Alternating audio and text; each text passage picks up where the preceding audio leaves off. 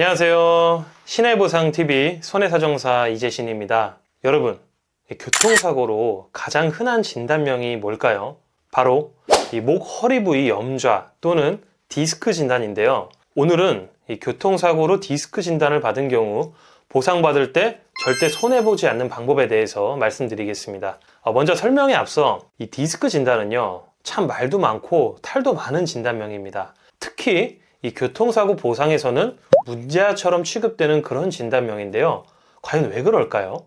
이 디스크는요, 연골과 같이 물렁물렁하게 구성된 연부 조직이고요. 우리가 신발 밑창을 오래 쓰면 계속 닳듯이 나이가 들면서 자연스럽게 손상되고 푸석푸석해지고 조금씩 밖으로 밀려나오게 됩니다. 때문에 이 보험사에서는 디스크 질환 자체가 이 교통사고 때문에 발병한 것이 아니라 퇴행성 질환으로 보는 것이죠. 심지어 이 진료를 봐주시는 대부분 의사 선생님조차 이 디스크 질환을 외상으로 잘 인정해주지 않습니다. 따라서 이 교통사고로 디스크 인정을 받기 위해서는 철저하게 근거 자료를 준비해야 하는데요. 실제로 외상에 의해서 디스크 증상을 겪으시는 분들도 꽤 많습니다. 그래서 이 교통사고 디스크 관련 보상받을 때 제가 지금 말씀드리는 이 세 가지를 반드시 알아야 됩니다. 첫째, 이 사고 충격이 어느 정도인지 확인해야 됩니다. 예를 들어 이 살짝 쿵 정도의 경미한 사고의 경우 MRI 검사 결과 이 디스크 진단이 나오더라도 교통사고와의 인과성을 주장하기 어렵겠죠. 저한테도 문의 주시는 분들의 대부분은 살짝 스치는 정도의 충격에도 이 디스크 합의금을 주장하시는 분들이 꽤 있는데요.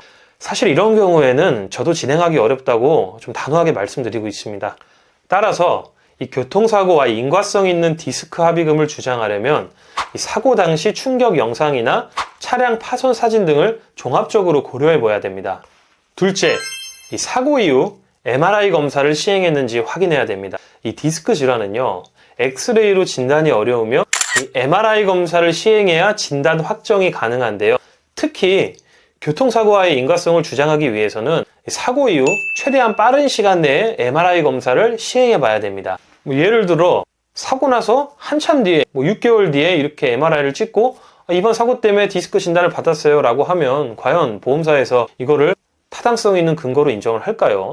그렇지 않을 겁니다. 셋째, 이 치료 종결 이후 현재 상태를 확인해야 됩니다. 일반적으로 이 디스크로 인한 후유장애 평가는 사고일로부터 6개월 후에 가능하고요. 지속적인 치료 이후에도 다리 저림이 있거나 이 팔 저림이 있는 등의 후유증이 잔존해야 돼요. 이를 객관적으로 입증하기 위해서는 근전도 검사를 시행하는 방법이 있습니다. 자, 이제 그럼 제가 실제 진행했던 수임건을 바탕으로 교통사고 디스크 보상을 성공적으로 받은 사례에 대해서 간단하게 말씀드릴게요. 이분은 사고 이후 MRI 검사를 시행했고요. 검사 결과 디스크 탈출 진단이 나와서 시술까지 받게 되었습니다.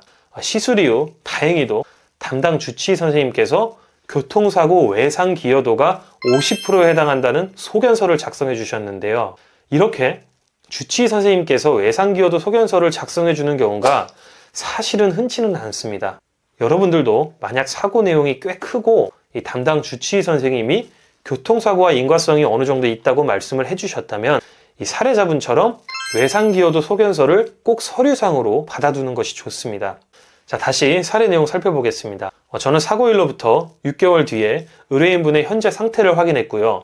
교통사고로 인한 디스크로 후유증이 남았다는 사실을 입증하기 위해 첫 번째로 이 후유장애 진단서 발급을 진행했고요.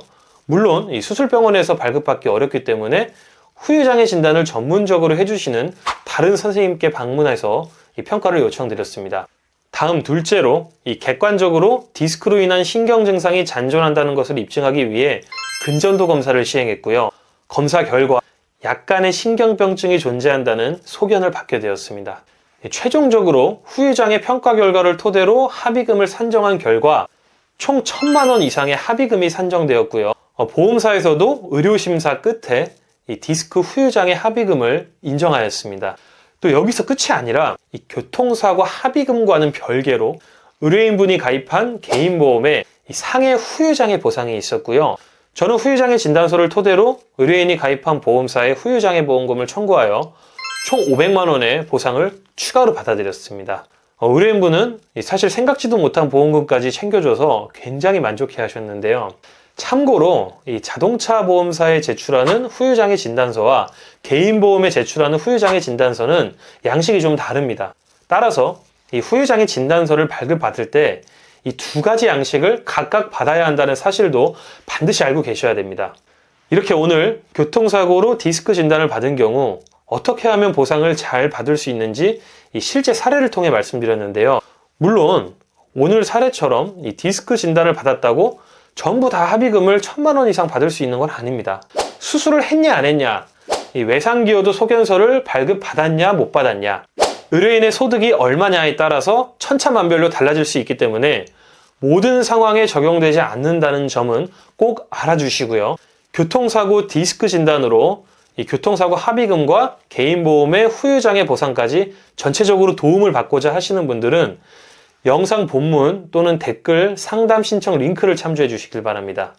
오늘 영상은 여기서 마치도록 하고요. 다음번에 더욱 유익한 영상으로 찾아뵙겠습니다. 오늘 영상이 도움이 되셨다면 구독과 좋아요 부탁드리겠습니다. 감사합니다.